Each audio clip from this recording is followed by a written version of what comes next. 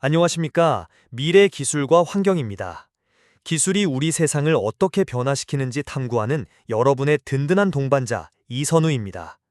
오늘은 우리 시대 가장 중요한 화두 중 하나인 기후변화와 이를 해결할 녹색 기술 솔루션에 대해 깊이 있는 이야기를 나눠볼 텐데요. 특히 듣기 학습자분들께도 유익하도록 복잡한 전문 용어들을 쉽게 풀어 설명해 드릴 예정입니다. 이 중요한 대화를 위해 귀한 분을 모셨습니다. 기후환경기술연구소의 김민준 수석연구원님입니다. 김 연구원님은 탄소 중립 기술, 재생에너지 통합 시스템, 그리고 기후변화 적응 솔루션 분야의 최고 전문가이십니다. 김민준 연구원님, 바쁘신데 나와주셔서 정말 감사합니다. 네, 이선우님, 초대해 주셔서 감사합니다. 오늘 시청자분들과 기후변화와 녹색 기술에 대해 이야기 나눌 수 있게 되어 기쁩니다. 김 연구원님, 최근 전 세계적으로 폭염, 홍수, 가뭄 같은 이상 기후 현상이 심각하게 나타나고 있습니다. 전 세계 시민들이 기후 변화의 심각성을 피부로 느끼고 있는데요. 현재 기후 변화의 상황을 전문가로서 어떻게 진단하고 계신가요? 네, 이선우님 말씀처럼 기후변화는 더 이상 미래의 위협이 아니라 현재 진행형의 현실입니다. 전 세계적으로 평균 기온이 지속적으로 상승하면서 북극과 남극의 빙하가 녹아 해수면이 상승하고 있고요.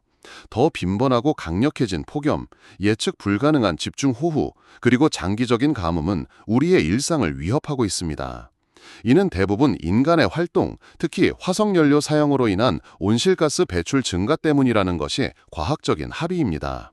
우리는 지금 이 순간에도 과거에 경험하지 못했던 기후 시스템의 변화를 목도하고 있습니다. 말씀만 들어도 정말 심각성이 와닿습니다.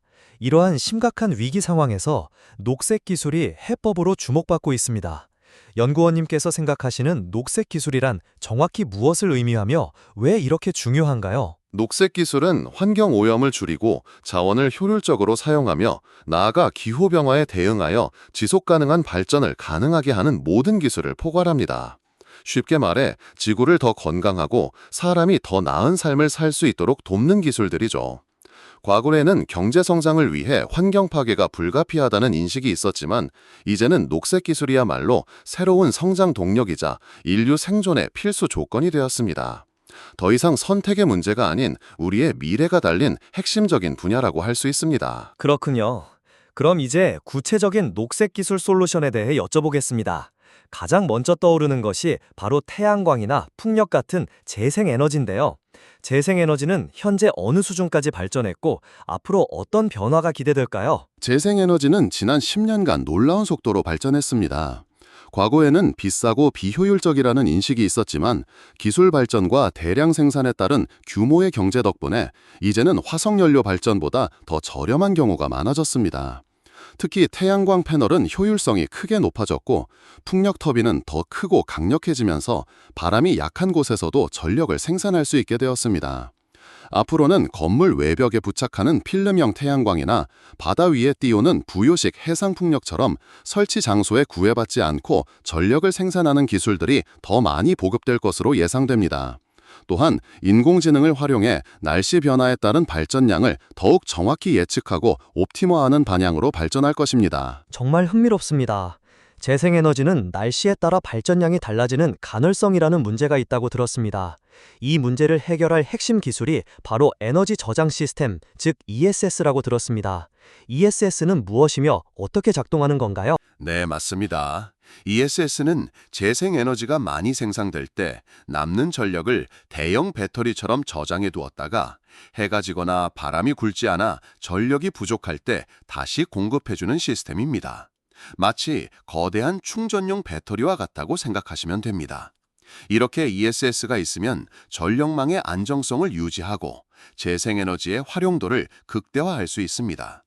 현재는 리튬이온 배터리 기반의 ESS가 주를 이루고 있지만 앞으로는 더 저렴하고 안전하며 수명이 긴 차세대 배터리 기술이나 수소를 이용해 에너지를 저장하는 기술도 크게 발전할 것으로 기대됩니다. 대형 배터리라니 아주 명확한 설명입니다. 그런데 최근에는 대기 중 탄소를 직접 포집하는 기술도 논의되고 있습니다. 흔히 CCUS라고 하는데요. 탄소 포집, 활용 및 저장, CCUS 기술은 어떤 원리이며 실제로 얼마나 효과가 있을까요? CCUS는 산업 공장이나 발전소에서 대규모로 이산화탄소가 배출될 때 이를 대기 중으로 나가기 전에 탄소 청소기처럼 포집하여 안전하게 지하에 저장하거나 다른 유용한 물질로 전환하는 기술입니다. 예를 들어 포집된 이산화탄소를 플라스틱이나 연료의 원료로 활용하는 것이죠. 이 기술은 아직 상용화 초기 단계에 있지만 철강, 시멘트, 화학산업처럼 이산화탄소 배출을 줄이기 어려운 감축 난이 산업 분야에서 탄소 중립을 달성하기 위한 필수적인 수단으로 여겨지고 있습니다. 물론 포집 비용 절감과 저장 안정성 확보가 중요한 과제이지만 기술 발전과 함께 그 효과는 점점 커질 것입니다. 네, 공장의 탄소 청소기라는 비유가 딱 와닿네요. 이런 다양한 녹색 기술들이 효율적으로 작동하려면 전체 에너지 시스템이 지능화되어야 할 것 같습니다. 스마트 그리드나 인공지능, AI는 에너지 전환에서 어떤 역할을 할까요? 매우 중요한 지적입니다. 스마트 그리드는 전력망의 정보통신 기술 ICT를 접목하여 전력 생산부터 소비까지 모든 과정을 실시간으로 모니터링하고 최적화하는 똑똑한 전력망입니다.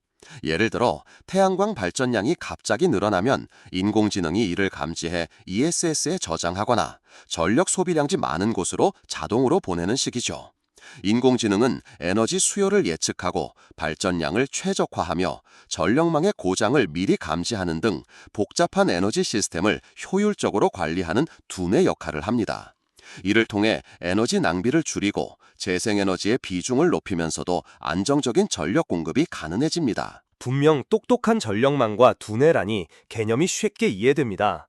기술적인 부분 외에 자원의 효율적 사용도 중요할 텐데요. 소위 순환경제와 지속 가능한 소재 개발은 기후변화 대응에 어떻게 기여할까요? 순환경제는 제품의 생산, 소비, 폐기 전 과정에서 자원의 낭비를 최소화하고 폐기물을 다시 자원으로 활용하는 개념입니다.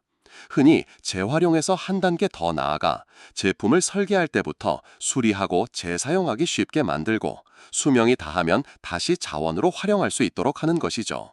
예를 들어 폐플라스틱으로 새로운 옷을 만들거나 사용 후 배터리를 재활용해 다시 에너지를 저장하는 시스템에 쓰는 것입니다.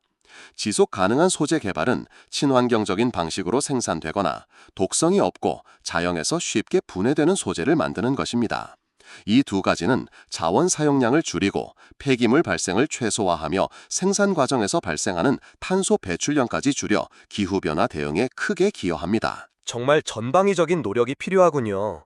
이런 유망한 녹색 기술들에도 불구하고 상용화나 확산에는 분명 여러 어려움이 있을 것 같습니다. 어떤 도전 과제들이 있을까요? 가장 큰 도전 과제는 아무래도 초기 투자 비용입니다. 재생에너지 발전소나 CCUS 설비, 대규모 ESS 구축에는 막대한 자금이 필요하죠. 또 다른 문제는 기술 표준화와 정책적 지원의 일관성입니다. 정부의 지원 정책이 자주 바뀌거나 기술 간의 호환성이 확보되지 않으면 기업들이 투자를 망설이게 됩니다. 마지막으로 아직 일부 기술은 경제성이나 효율성 측면에서 개선이 필요하고 일반 대중의 수용성도 확보해야 합니다. 예를 들어 대규모 풍력발전소 건설 시 지역 주민들의 반대가 있을 수 있는 것처럼요. 그렇다면 이런 녹색 전환을 성공적으로 이끌기 위해 정부나 기업, 그리고 우리 개개인은 어떤 노력을 해야 할까요?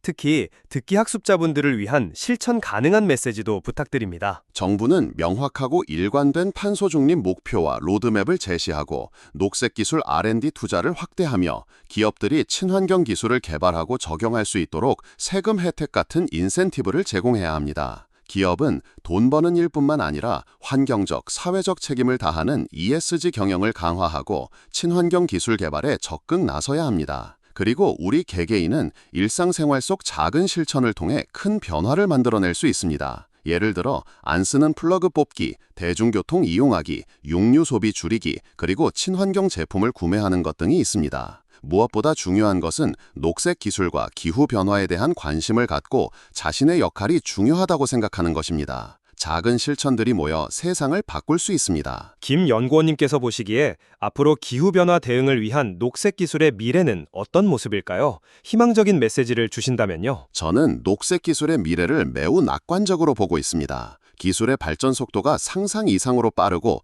전 세계적인 기후변화 인식과 대응 노력도 가속화되고 있기 때문입니다. 앞으로는 녹색 기술이 단순한 환경보호 수단을 넘어 새로운 산업과 일자리를 창출하며 우리의 삶을 더 풍요롭게 만드는 핵심 동력이 될 것입니다. 우리는 기술의 힘과 인류의 지혜를 통해 기후 위기를 극복하고 지속 가능한 푸른 지구를 다음 세대에 물려줄 수 있다고 확신합니다. 네, 오늘 김민준 연구원님과의 대화를 통해 기후변화의 위기 속에서 녹색 기술이 얼마나 중요한 해법이 될 수 있는지, 그리고 정부, 기업, 그리고 우리 모두의 노력이 필요하다는 것을 다시 한번 깨달았습니다.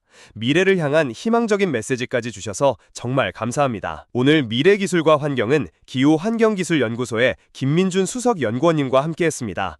복잡한 녹색 기술을 쉽고 명쾌하게 설명해 주신 김 연구원님께 다시 한번 감사드립니다. 그리고 이 시간 함께해 주신 청취자 여러분께도 진심으로 감사드립니다. 다음 시간에도 흥미로운 기술과 함께 돌아오겠습니다. 고맙습니다.